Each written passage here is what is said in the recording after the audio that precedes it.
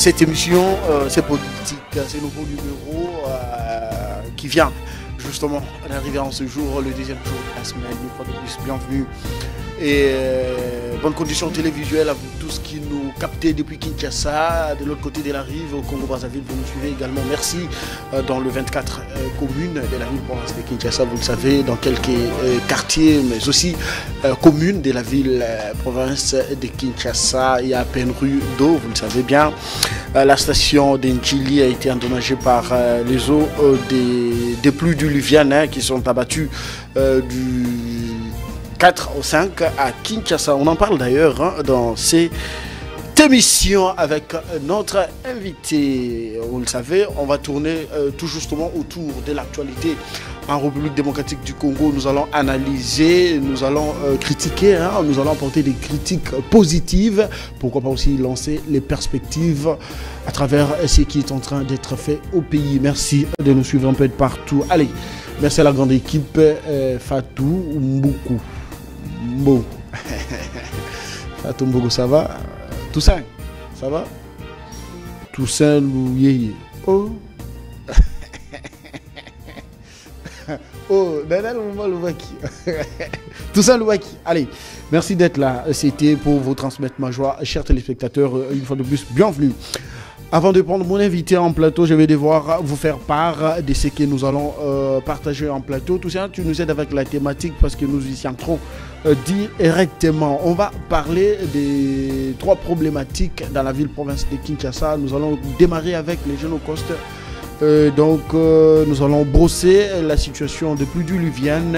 On va conclure avec les consultations en cours. Cependant, au terme des 3 jours des travaux, soit du 31 mars au 1er avril 2025, de la table ronde sur l'appropriation collective du Génocoste, la renaissance internationale du Génocoste congolais et la promotion de la culture de la paix en République démocratique du Congo. Les participants venus de tous les horizons ont formulé une série de recommandations selon les 7 axes retenus.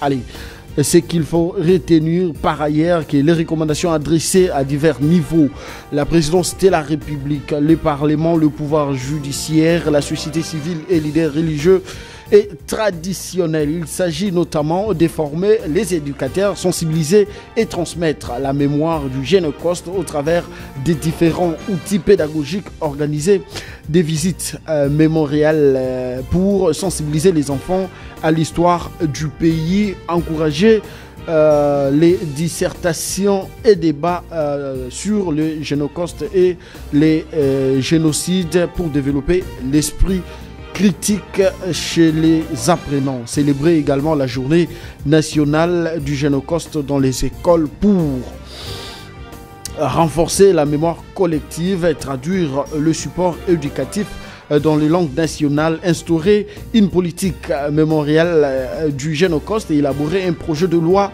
à la politique mémorielle pour sécuriser les sites du Génocoste en République démocratique du Congo. Allez, vous avez déjà l'idée des recommandations qui ont été justement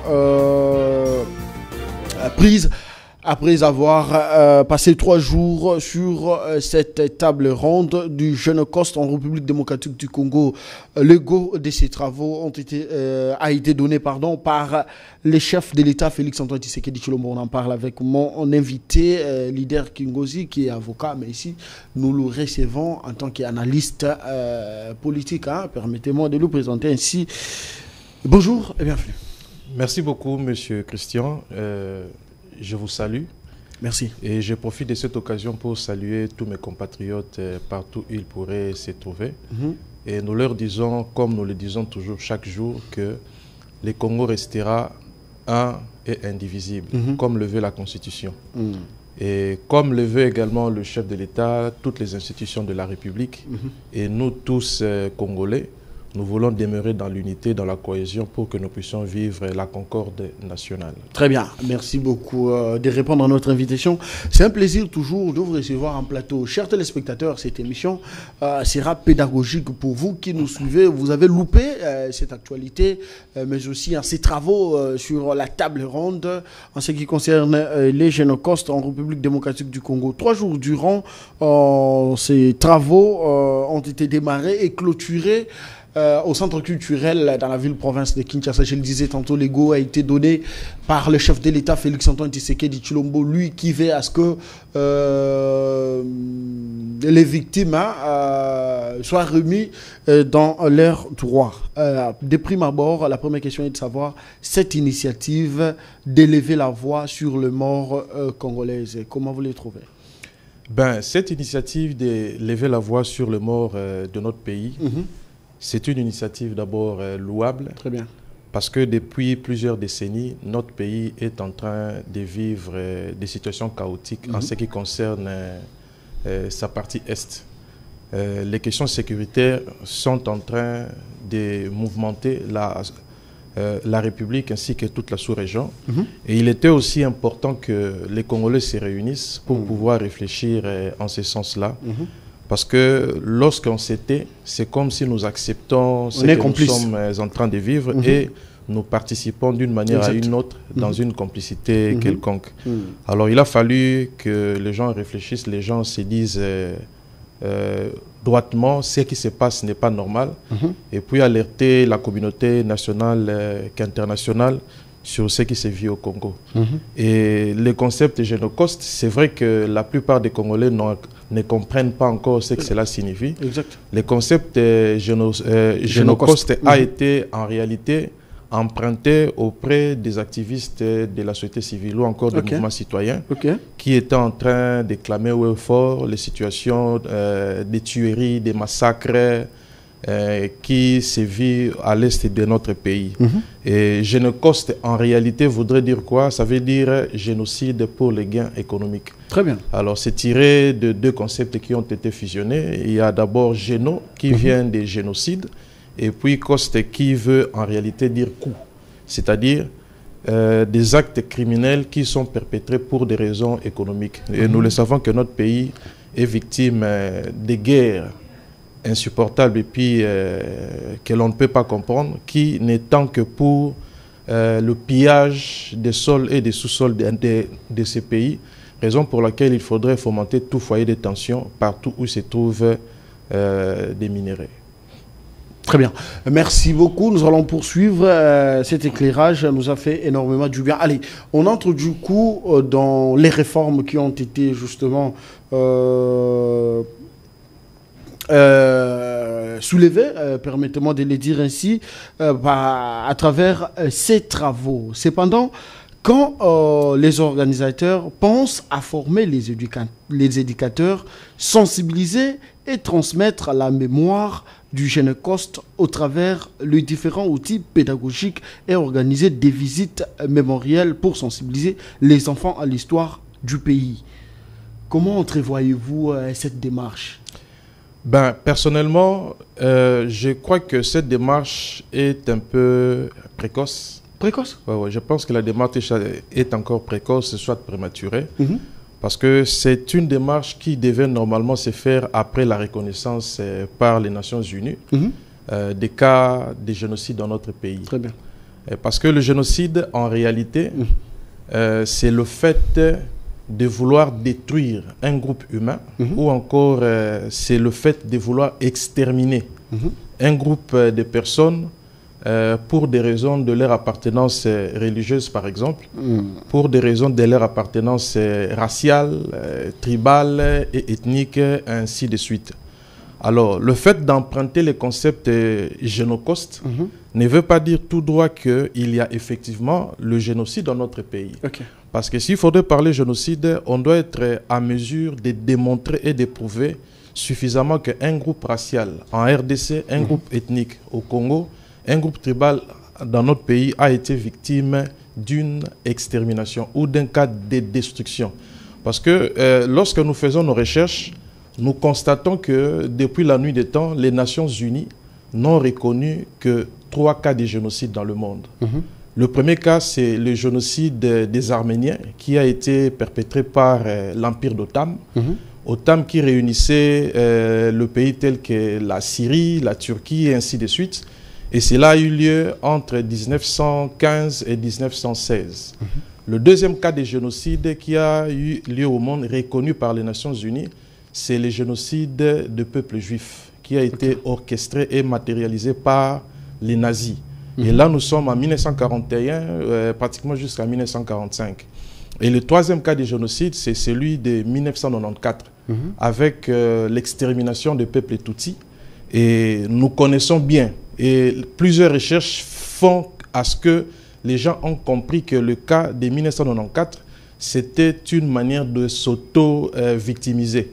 Il semble, d'après certaines recherches, que le peuple Tutsi lui-même s'était auto-massacré, s'était auto-tué pour pouvoir crier à ce cas de génocide. Alors voilà pourquoi nous sommes en train de dire, avec les 3 cas essentiels répertoriés et inventoriés par les Nations Unies, il serait encore précoce qu'on puisse clamer sur le toit du monde qu'il y a des cas de génocide. Il vous souviendra même que par rapport à tous nos compatriotes qui ont été mis devant la Cour pénale internationale, personne d'entre eux, en tout cas, si ma mémoire est bonne, personne d'entre eux n'a été encore condamné pour des cas de génocide. Souvent, ce sont des cas de crimes de guerre. Très bien. Vous allez avancer, mais permettez-moi de revenir par rapport à ce que vous nous avez dit tantôt. Quand vous dites la démarche entamée par les organisateurs de cette table ronde est précoce, en quoi cette démarche est précoce? Et quand vous dites que les Nations Unies reconnaît que 3 cas de génocide à travers le monde. Des génocides. Des génocides, pardon, à travers le monde. Là, nous sommes entre la Première Guerre et la Deuxième Guerre mondiale. Si je vous ai bien suivi. Alors, pourquoi dites-vous que cette démarche, elle est précoce aussi longtemps que nous devrons d'abord, nous, sur le plan interne, nous organiser, comptabiliser les morts, élever nos voix, de sorte que le monde extérieur entende et voie exactement ce qui s'est passé en République démocratique du Congo afin de venir nous soutenir. Vous savez, monsieur le journaliste, tous les Congolais le savent bien, nous sommes dans une guerre à l'international ou encore diplomatique face au Rwanda et à ses compères. Le Rwanda, dans ses agendas, pour justifier son agression en RDC, prétend dire qu'il poursuit la protection d'un groupe ethnique qui serait en danger. Notamment, c'est nos compatriotes Banyamulenge, que lui, il estime que ces groupes est en danger d'extermination. Alors voilà les raisons qui font à ce qu'ils puissent venir agresser notre République. Même s'il ne reconnaît pas l'agression, mais il est établi par la communauté internationale, notamment par les conseils de sécurité des Nations Unies, que le Rwanda a agressé la République démocratique du Congo. De deux, les groupes qui s'est rébellés à la République. Pas à agresser, mais agresse. Agresse. Très bien.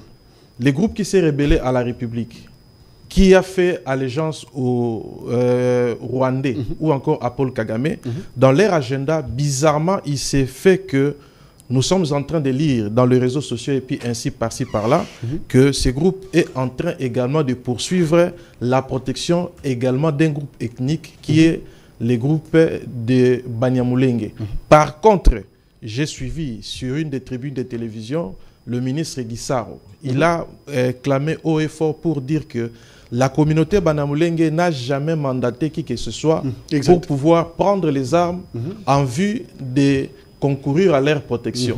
Parce que tous les Congolais sont égaux, puisqu'ils naissent égaux, ils ont tous le même droit. Alors il n'y a aucune raison pour se faire qu'un groupe ethnique soit-il pour pouvoir prétendre que la guerre qui est menée, c'est pour des raisons X ou Y. Les Banyamulenge n'ont jamais aussi mandaté quelqu'un pour plaider leur cause. Voilà, les Banyamulenge n'ont non plus jamais mandaté quelqu'un pour plaider leur cause. Voilà maintenant, ce sont ces genres de questions qu'il faudrait se poser. Parce que si le président rwandais Paul Kagame, pour lui, il estime justifier son agression par rapport à la protection d'un groupe ethnique ou encore tribal, et les M23, les rebelles qui sont pantins du Rwanda, et aussi les mêmes raisons. Maintenant, si nous, Congolais, notamment les institutions de la République, vont aussi dans l'optique ou dans la logique de plaider pour une question ou pour une raison de génocide, cela signifiera en d'autres termes que nous serons en train d'offrir les béquilles à l'ennemi.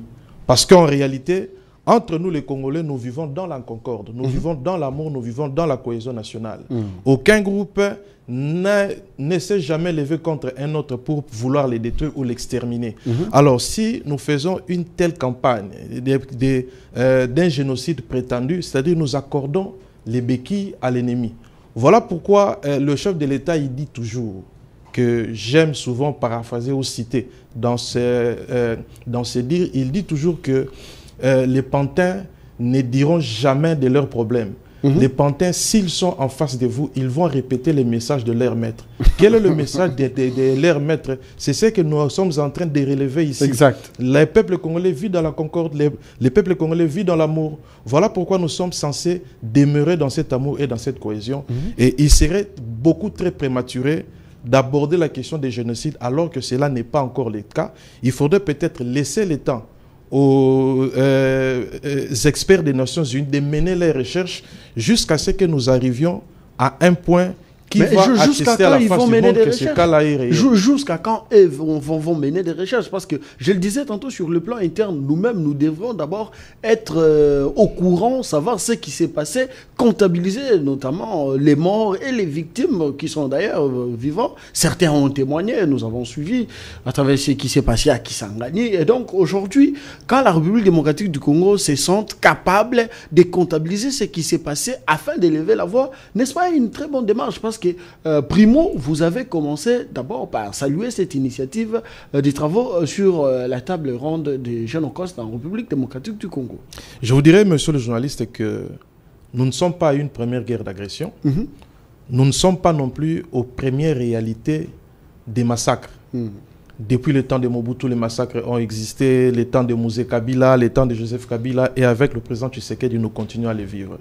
Il faudrait faire comprendre à la population congolaise que les recherches, les enquêtes menées par les institutions internationales ont toujours été sérieuses. Pourquoi? Parce que par le passé, presque récent, nous avons connu des cas de certains compatriotes congolais qui ont été déférés devant les institutions internationales en matière pénale. Il y a eu notamment le cas de Germain Katanga, qui a été même condamné par la Cour pénale internationale. Il y a eu le cas de Mathieu Gonzolo, et puis il y a eu plusieurs autres cas. Et nous pensons fermement qu'avec le travail que font les Nations Unies, un jour viendra où nous dirons clairement que telle situation s'est passée dans notre pays. Voici la manière dont les Nations Unies a qualifié cette situation. Et ça sera à ce moment-là que va se justifier ou vont se justifier les démarches que nous serons en train de mener maintenant. À mon avis, j'estime que pour l'instant, il faut peut-être que le gouvernement congolais mette une commission d'enquête à l'interne ou encore des recherches scientifiques.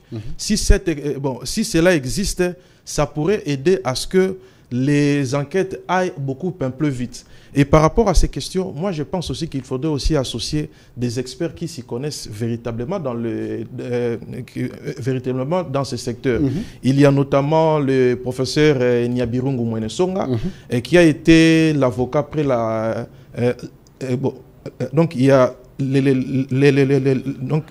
là les profs qui c'est le professeur Louzol également, qui s'y connaît dans le domaine, oui, Louzol Obambi, qui s'y connaît dans cet aspect-là. Et puis, il y a plusieurs experts autres.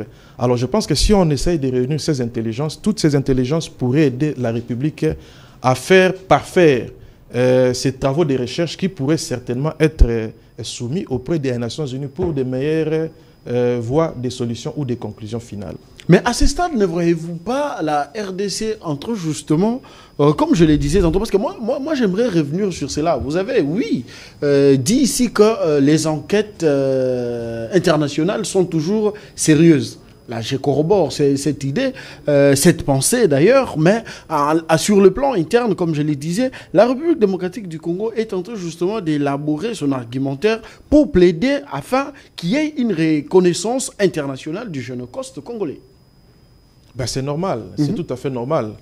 La République ne peut que plaider pour ces cas ou encore pour sa propre cause. Donc c'est maintenant à l'international de venir s'allier de notre côté pour travailler ensemble. L'international, à mon sens, je pense, au regard des travaux déjà entamés par la République, par exemple, l'empreinte du concept Génocoste qui a été utilisé par les groupes des activistes de la société civile, et puis s'il y a une commission scientifique qui se met à faire des recherches par rapport à la question. Et si on associe également d'autres intelligences, tous les travaux de recherche pourraient être soumis sur la table des Nations Unies. Et d'autre part, les institutions internationales telles que la Cour pénale internationale peut également s'inviter pour la question. Et le mal, maintenant, par rapport à ce que la Cour pénale puisse juger de la question, il ne faudrait pas que les juridictions internes puissent connaître de la question ou encore juger les personnes qui sont présumées être coupables. Parce que dès lors que les juridictions nationales, c'est-à-dire nos tribunaux, nos cours, ont pris l'initiative de juger les personnes qui pourraient être présumées coupables des actes de génocide, cela signifie aussi en d'autres termes que les institutions internationales comme la Cour pénale ne pourra plus s'inviter. Et la Cour pénale ne pourrait s'inviter que si la République démocratique du Congo, pour punir les auteurs de ces actes pareils, ne sont pas poursuivis. Alors je pense que les efforts doivent être conjugués. Le gouvernement congolais a des efforts à fournir. Les scientifiques congolais, dont j'ai cité quelques noms, ont aussi leurs efforts à fournir. Le peuple congolais, partout où il se trouve, que ce soit à l'est du pays, au nord, au sud, au centre, toute personne qui a une information qui se rapporte avec un cas qui serait apparenté au génocide peut toujours donner ces informations. Et il appartient à l'État, à cette fin, d'établir, par exemple, ou d'ouvrir les différents bureaux qui seront appelés à recueillir les informations avec les moyens de preuve nécessaires. Et face à toutes ces démarches, si nous avons un rapport général, avec certainement le rapport qui serait préparé par les institutions des Nations Unies, nous pourrons arriver à une conclusion telle qu'il y aura un cas de génocide. Et aussi, il faudrait démontrer que nous avons été victimes de génocide, puisqu'il y a un préjudice qui se démontre et il y avait une intention malveillante de la part de X ou Y. Et au-delà de ça, il faudrait vraiment justifier qu'un groupe des Congolais qui sont membres d'un groupe religieux, d'un groupe tribal ou ethnique ont été victimes, sans lequel nous serons à côté de notre propre démarche. Allez, très bien, on va poursuivre, mais de l'autre côté, vous le savez aussi, on le disait tantôt, d'aucuns, sur le plan interne, ne savent ou soit ne maîtrisent exactement ce qui s'est passé dans l'Est de la République démocratique du Congo, entre parenthèses, en ce qui concerne les génocides congolais. Alors, dans les recommandations adressées aux différentes institutions, je voulais dire, ici, le professeur Serge Makaya, qui a lu d'ailleurs toutes ces recommandations, poursuit pour dire il va falloir ici encourager les enfants à apprendre l'histoire du pays, les encourager aussi à faire les dissertations et débats sur le Génocoste et les génocides pour développer l'esprit critique chez les apprenants. Vous savez, sur ce point, quelque chose me vient rapidement dans la tête. Laquelle? Vous savez, la Chine a été envahie plus d'une fois par les différents pays du monde. L'Angleterre a envahi la Chine. Il y a le Japon qui avait aussi envahi la Chine. Et tous ces envahissements sont tombés ou ont chuté par les tueries et les massacres des peuples chinois. Mais le fait pour le Japonais ou encore pour les autres États qui ont envahi la Chine n'ont pas poussé les Nations Unies à décréter ou à ordonner ou à dire que ce qu'a vu ou ont vécu les populations chinoises sont des faits de génocide. Nullement cela n'a été arrivé. Et c'est le cas pour plusieurs pays du monde. C'est vrai, nous sommes victimes de massacres qui ont été reconnus par les Nations Unies. Il y a des tueries des Kassika, les massacres des Kakobola, tout ça là. Cela ne veut pas dire pour autant que si il y a eu des cas de massacres, c'est forcément des cas de génocide. Puisque si c'était le cas, tous les pays du monde qui ont été envahis dans un passé lointain, par exemple, j'ai cité ici la Chine, il y a plusieurs cas. Bon, même la Mongolie avait envahi la Chine, mais les Nations Unies n'ont jamais décrété que c'était un cas. Alors, revenons au pays. Moi, je pense que apprendre aux enfants l'histoire du génocide. Oui, je pense que nous pouvons apprendre à nos enfants l'histoire de la République. Et ces cas peut être insérés dans notre programme d'enseignement primaire jusqu'à l'université, que la République démocratique du Congo a été envahie pendant plus de 3 décennies par le Rwanda. Voici ce que le Rwanda a fait.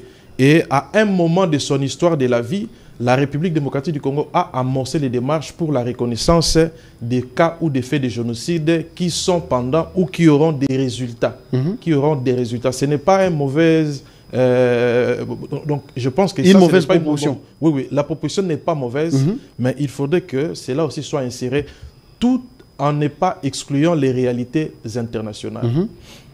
Très bien. Allez, nous allons peut-être vous poser la toute dernière question pour clore ce sujet sur le génocide en République démocratique du Congo. D'ailleurs, les participants, soit les organisateurs, ont plaidé aussi pour qu'il y ait une journée chômée payée en République démocratique du Congo. Ils souhaiteraient que cette journée soit le 2 août de chaque année, que nous devrons célébrer ou soit commémorer nos morts sur le plan interne. La proposition n'est pas mauvaise, mais il ne nous appartient pas de décider. C'est plutôt les institutions de la République. Justement, ils ont soumis leurs propositions. La proposition peut être soumise auprès des institutions, notamment ça sera le Parlement qui va décortiquer la question. Le Parlement va trouver l'opportunité ou la nécessité. Très bien, la conclusion. Ce jour de commémoration. Quel serait un mot, parce que je vous le demande déjà, les derniers mots concernant ce sujet, les génocides en République démocratique du Congo, il est temps de réparer les dégâts commis hier. En tout cas, il est temps de réparer les dégâts commis hier.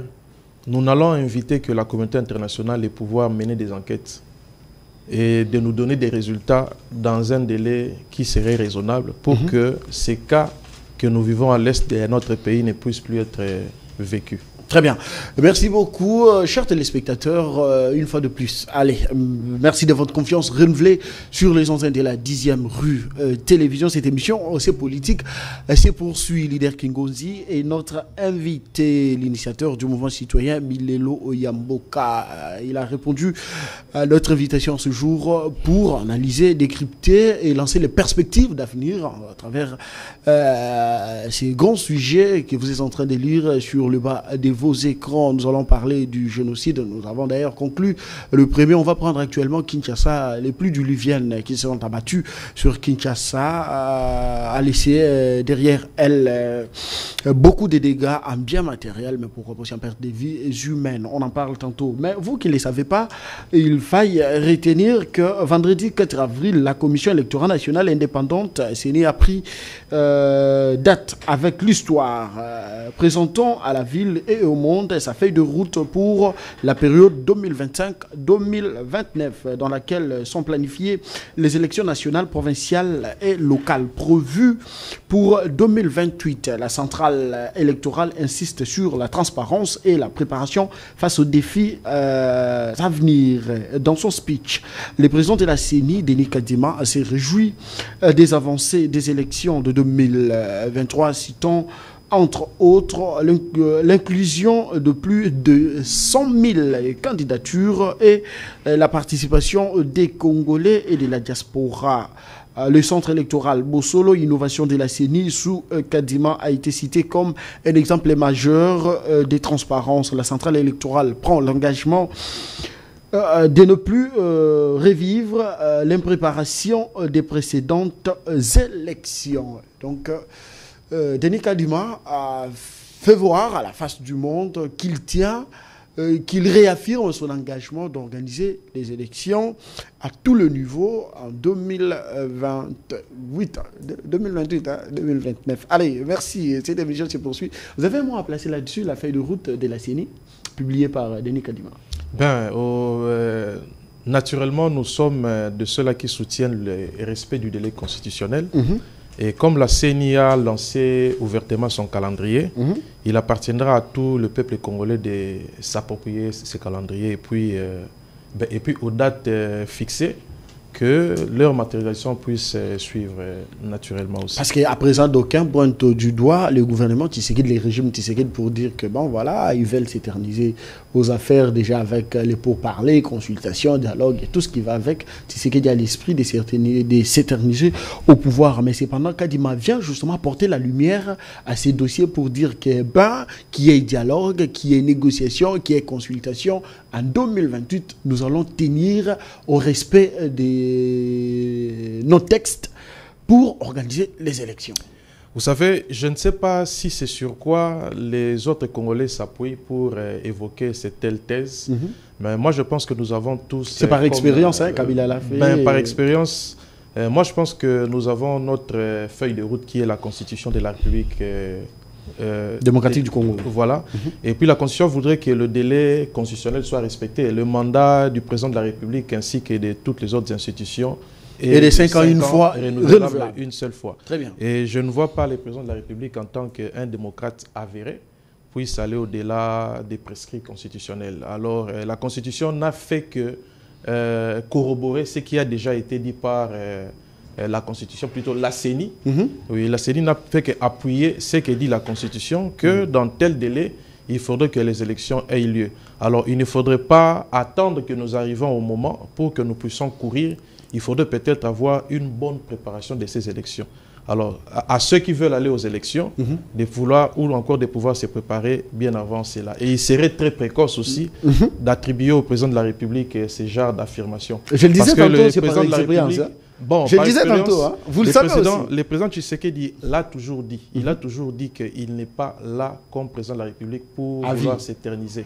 Il va accomplir ses devoirs par rapport à son timing, lui accordé par le peuple congolais et les lois de la République. D'ailleurs, son souci est de voir une femme le remplacer à la tête du pays. Ben, ça, c'est un souhait. Hein. Et ça, c'est vraiment que vous partagez?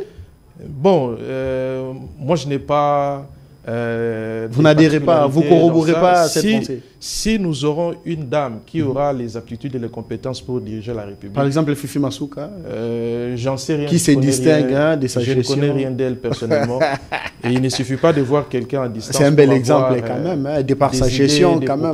Non, vous avez une idée de ce qu'elle fait. Ben, L'IGF a effectué une descente sur terrain. Gilles Alingue était convaincu, persuadé de la gouvernance Masuka au niveau du Lualaba. Bon, si cela serait le cas, ça sera au peuple congolais de décider si elle mérite avoir... Très bien.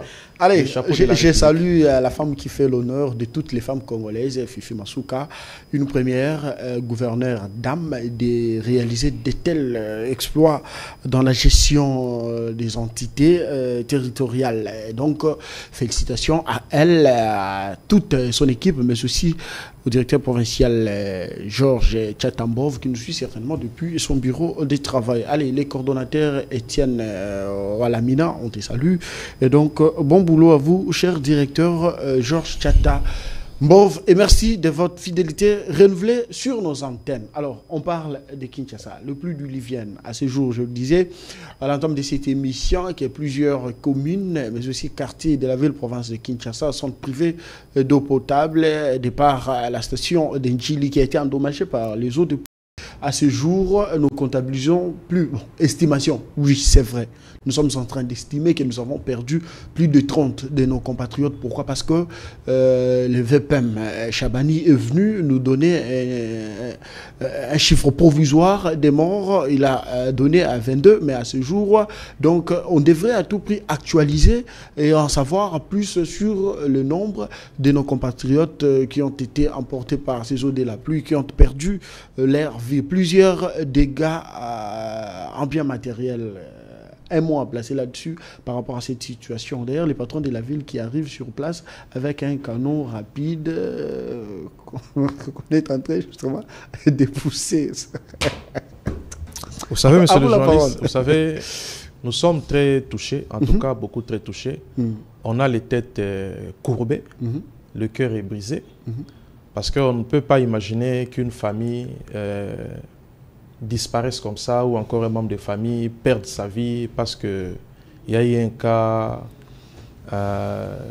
de pluie diluvienne sur la ville de Kinshasa. Ça choque et puis ça fait mal.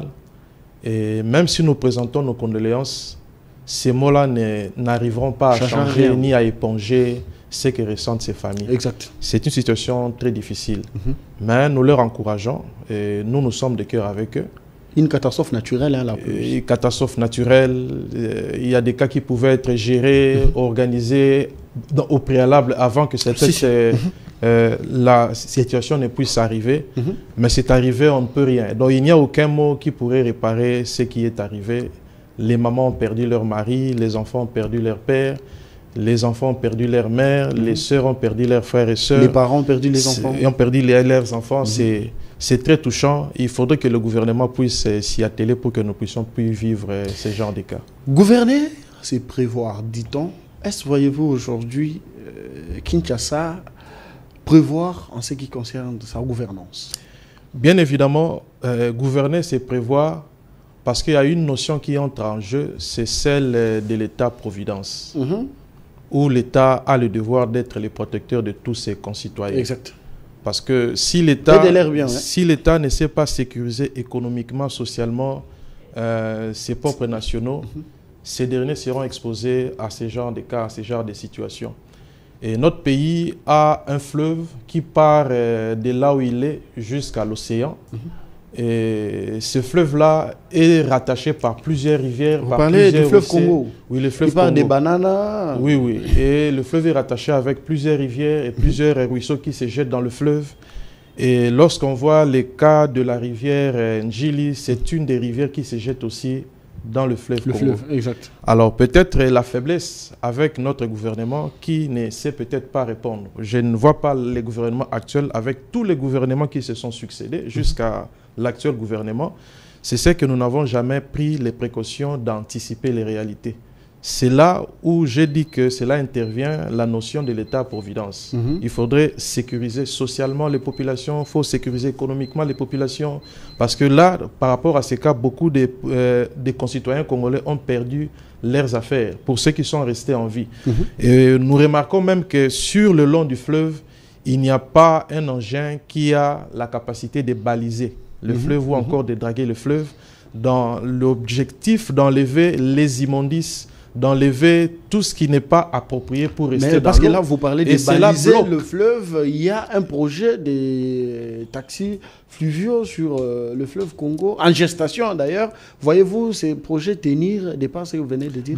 Si un projet comme tel est en gestation, il faudrait que ces projets soient accompagnés ou précédés des engins capables de baliser ou de draguer le fleuve. Cela va de soi aussi avec nos rivières. La rivière Njili, ici, il faudrait calculer depuis que le Congo est Congo, combien de fois l'État congolais a pris l'initiative de pouvoir draguer ou baliser la rivière Njili. Nous constatons que les immondices venant de tous les quartiers sur le long du boulevard, sur le long de la rivière Njili, ne viennent que chuter sur la même rivière.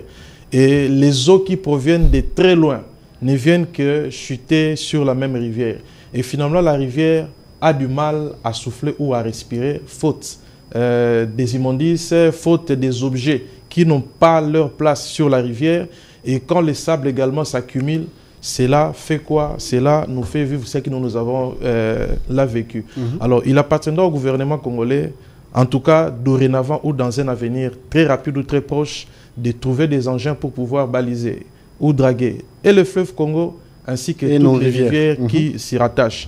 Le deuxième problème que l'État également a une part de responsabilité, c'est en ce qui concerne les possibilités pour tout Congolais de construire. Vous savez, dans notre pays, les gens construisent là où ils veulent, même dans des endroits où on ne doit pas nécessairement les normes ne sont pas respectées. Les normes ne sont pas respectées, la réglementation n'est pas suivie parce que l'État lui-même ne fait pas faire suivre sa propre réglementation.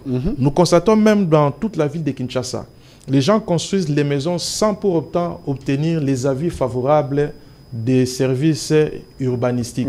Parce que quand vous avez un avis favorable, pourquoi l'avis favorable? Puisque les experts urbanistiques doivent descendre sur le terrain, enquêter et mener des études sur le sol sur lequel vous voulez construire une maison et puis faire les calculs des structures.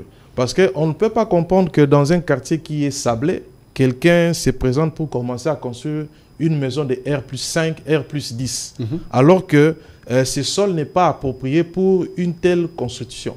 Alors, il faudrait que les pouvoirs puissent suivre toutes les maisons qui sont dans la ville de Kinshasa. Moi, à mon sens, à mon avis, moi je me dis, si aujourd'hui on me confiait la charge de ces ministères, lesquels? De l'urbanisme? Oui, par exemple. Je vais obliger un grand ministère, hein, je vais obliger le personnel de ce ministère-là de commencer à faire des enquêtes et d'inviter toutes les personnes qui ont une construction sur le sol de Kinshasa pour vérifier est-ce que ces personnes ont obtenu au préalable les avis favorables ou non favorables pour construire. Et puis, c'est ça le problème. Et lorsque nous n'avons pas également un plan cartographique sur l'aménagement de notre pays, les conséquences, c'est que nous tombons dans ces situations. Parce que dans tout le coin du pays ou dans tout le coin de la ville de Kinshasa, on ne peut pas construire en hauteur ou on ne peut pas construire des maisons basses pour ne pas que les intimités d'une famille ou d'une autre famille soient violées. Il faudrait que ces mesures-là soient respectées. Et ces mesures-là ne peuvent être poursuivies que par la République. Si la République dit, par exemple, dans le quartier des bonhommes, on ne peut pas construire, je ne vois pas qui est ces Congolais qui va venir pour faire obstruction à la décision des autorités. Je ne vois pas. Et voilà maintenant là où nous sommes. Je pense que le mal est déjà arrivé. Il y a possibilité de corriger la situation qui est arrivée. Au gouvernement congolais, présentement, de prendre des dispositions, de prendre des mesures pour que ces cas n'y soient plus. On peut, par exemple, délocaliser toutes les populations qui sont sur ces coins et les installer provisoirement à un coin quelconque. On mène des études de sol, qu'on fasse des calculs de structure et l'État peut mettre ses propres moyens pour pouvoir construire des maisons et remettre les mêmes anciens propriétaires dans le lieu pour qu'ils vivent normalement. Merci beaucoup, leader Kingozi. Comme un bon père de famille, les couples Tshisekedi a rendu visite aux sinistrés. C'est là qui ont perdu leur maison, leur toit. Et donc, ils sont logés actuellement au gymnase du Stade des Martyrs, Stade Tata Raphaël. Stade Tata Raphaël, où ils sont logés. Et ces derniers temps, le temps pour l'État de trouver d'autres moyens afin de les doter des nouvelles adresses. Alors, cette visite de réconfort du couple présidentiel auprès des sinistrés a un impact significatif? Oui, c'était une obligation, un devoir d'un père de famille. Parce que le président de la République, c'est le père de tous les Congolais. Là où un malheur frappe sa population, il a l'obligation d'arriver, de palper la réalité, d'échanger avec les personnes qui sont concernées, les victimes, et puis de trouver des solutions. Et directement, une idée m'arrive aussi, me vient aussi sur le plateau ici. Laquelle? C'est qu'il faudrait également que le pouvoir public puisse enseigner à nos populations la notion sur les assurances aussi. Parce que dans des cas pareils, si les propriétaires des maisons... C'est précoce. Non, ce n'est pas précoce. Si les propriétaires des maisons avaient au moins souscrit à une police d'assurance de leurs biens immobiliers, il y aurait eu peut-être des facilités pour que cette société d'assurance puisse intervenir, certainement en participation avec l'État. Comme ça s'est fait dans d'autres cieux. Un immeuble peut s'effondrer, mais puisque les occupants des immeubles ont été assurés par un assureur, et finalement, lorsqu'il faudrait rebâtir le bâtiment, chaque propriétaire qui était dans le bâtiment recouvre directement ses droits de propriété quant à ce. Il faudra que le président de la République puisse aussi instruire le gouvernement du pays en ce sens, afin que les assurances puissent suivre et aussi prendre ses vraies responsabilités. Merci. Allez, nous bouclons les dossiers Kinshasa. À présent, prenons consultation. Vous l'avez suivi, comme tout le monde, les conseillers spéciaux du chef de l'État en matière de sécurité, le professeur Ebérand, a été chargé par le numéro 1 de la République pour justement consulter les forces vives de la République démocratique du Congo. Chose faite à ce jour, plusieurs personnalités politiques, mais aussi de la société civile, tour à tour, sont consultées par le professeur Ebérand. Hier, c'était la diaspora, l'UDPS diaspora, voire même la diaspora congolaise. C'est là qu'ils veulent prendre part à ces consultations, ont été effectivement consultés hier, à ce jour. S'il va falloir balayer ou soit faire un état de lieu de ces consultations, pourriez-vous nous dire à quoi s'attendre? Ben, il serait prématuré pour moi de... Non, justement, lancer les perspectives, parce que là, nous sommes dans les concepts des perspectives. En fait, les consultations, vous le savez bien, ça va aboutir à la formation d'un gouvernement de la cohésion nationale comme voulu. Ben, les gens ne voient qu'une seule branche, la constitution d'un gouvernement de cohésion nationale. L'objectif de ces consultations ne sont pas seulement uniquement la construction d'un gouvernement d'union nationale. Parce qu'on peut bien avoir la construction ou la composition de ces gouvernements d'union nationale, mais lorsque nous ratons la notion de cohésion nationale et de vouloir vivre en communauté, nous allons chuter. Moi, je crois qu'à mon sens, il était important qu'à un certain niveau de la vie du pays ou à chaque étape de l'histoire du pays, que nous puissions avoir une assise qui réunit les Congolais pour que chacun puisse dévoiler ce qu'il cache dans son cœur. Il y a toujours des gens qui sont considérés comme des indécis.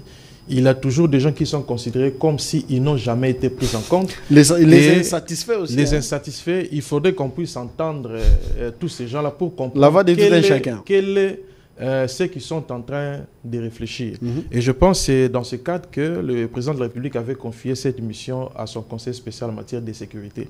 Mais aussi, je crois également, il était également temps pour pouvoir identifier d'abord qui étaient réellement les Congolais, qui travaillent pour le Congo et qui sont dans l'objectif de travailler dans une commune vision ou logique avec le président de la République dans sa démarche de travailler pour le pays.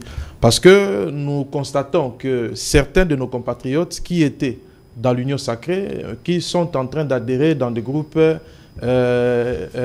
disons, insurrectionnels. Nous constatons également qu'il y a plusieurs Congolais qui étaient aussi dans des partis politiques en dehors de l'Union sacrée, qui adhèrent aussi dans des groupes insurrectionnels. Alors, cela suppose que peut-être il peut y avoir un problème, il peut y avoir un couac, il peut y avoir un ça ne va pas. Parce que vous savez, le chef de l'État n'est pas un dieu pour comprendre ce qui se passe dans les quatre coins du pays ou dans les cœurs des gens. Et en voulant cela, il faudrait inventorier qui sont dans l'objectif de travailler pour le Congo. Il faudrait lister ceux qui partagent la RDC comme leur seule option, qu'on puisse se mettre sur la table et puis discuter pour cette idée d'unité nationale. La toute dernière question, c'est parce qu'il y a polémique sur la toile. Comme quoi, déjà ici nous constatons, permettez-moi de le dire, cette question je vous la pose en tant que juriste. Vous allez devoir nous éclairer. Monsieur Bérand n'a pas un soubassement juridique de par les travaux qu'il est en train de faire actuellement. Donc le chef l'a confié une mission sans avoir un soubassement, c'est-à-dire une ordonnance n'a pas été signée pour qu'il ait le pouvoir justement de consulter. Alors la polémique arrive à ces niveaux. Comment un conseiller spécial du chef de l'État peut consulter les chefs de corps, notamment la première ministre, les représentants des institutions au pays? A-t-il qualité ou pouvoir de consulter ces derniers parce qu'il a été désigné par les chefs de l'État sans avoir un soubassement juridique? En tant que juriste, Ben, ça sera très criant de soutenir que le conseil spécial du président de la République n'a pas de soubassement juridique. Je dirais ceci premièrement. Le conseil spécial du président de la République en matière de sécurité est nommé sur base d'une ordonnance prise par le président de la République. S'il est conseiller spécial du président de la République, chef de l'État, c'est parce qu'il a été bénéficiaire d'une ordonnance qu'il a désignée en ses qualités. Très bien.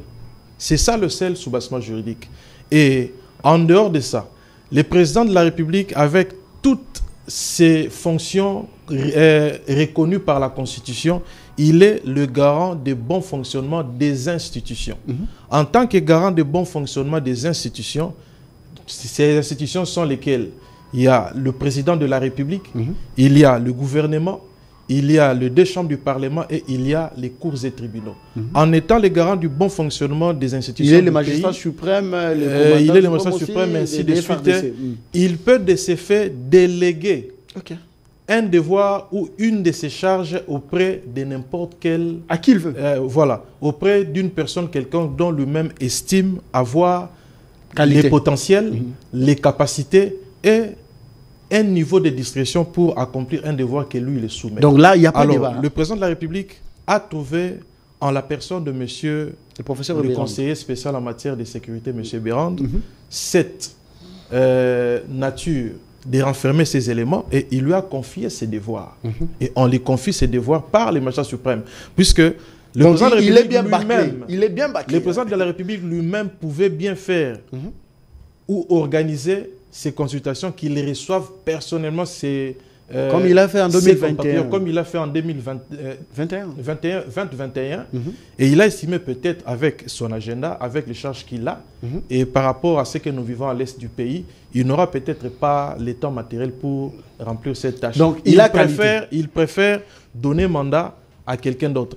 Alors, ceux-là qui disent que le professeur Bérand n'a pas qualité, ils doivent prouver les éléments justificatifs qui attestent un simple conseiller, tout ça. Je pense qu'il peut recevoir le président de l'Assemblée nationale, du Sénat, la première ministre. Nous l'avons dit, il est investi sur base d'une ordonnance présidentielle à cette qualité. Il a été mandaté par celui qui est le garant des bons fonctionnements des institutions. Il n'y aura plus de débat. Allez, 30 secondes. L'opposition a boycotté les consultations. Je ne pense pas que l'opposition ait boycotté les consultations. Parce que déjà, notre opposition n'est pas organisée, alors que la Constitution dit qu'il faudrait que l'opposition soit organisée, l'opposition ait un porte-parole. Et nous remarquons que l'opposition n'a pas de porte-parole, l'opposition n'est pas organisée.